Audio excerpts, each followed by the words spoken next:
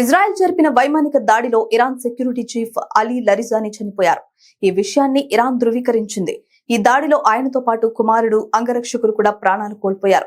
ఈ ఘటనతో ఇప్పటికే ఉద్రిక్తంగా ఉన్న పశ్చిమాసియా పరిస్థితులు మరింత విషమించే అవకాశం ఉందని అంతర్జాతీయ విశ్లేషకులు భావిస్తున్నారు.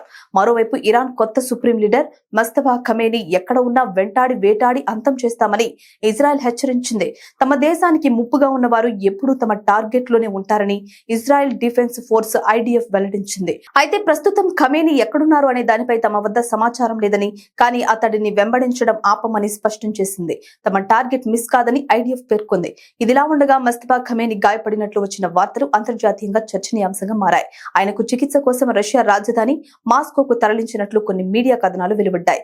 అయితే ఈ వార్తలను ఇరాన్ ప్రభుత్వం పూర్తిగా ఖండించింది. ఇది అసత్య ప్రచారమని రష్యాలో ఇరాన్ రాయబారి కాజెం జలాలి స్పష్టం చేశారు. ఇరాన్ నాయకులు ఎక్కడికి పారిపోవాల్సిన అవసరం లేదని, వారు ఎప్పుడు ప్రజల మధ్యనే ఉంటారని తెలిపారు.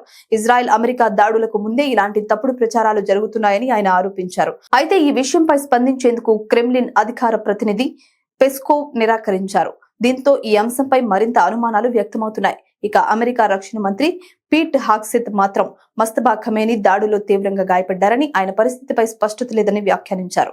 అధ్యక్షుడు డొనాల్డ్ ట్రంప్ కూడా ఖమేనీ బతికి ఉన్నారా లేదా అన్నది తనకు తెలియదని అంటున్నారు.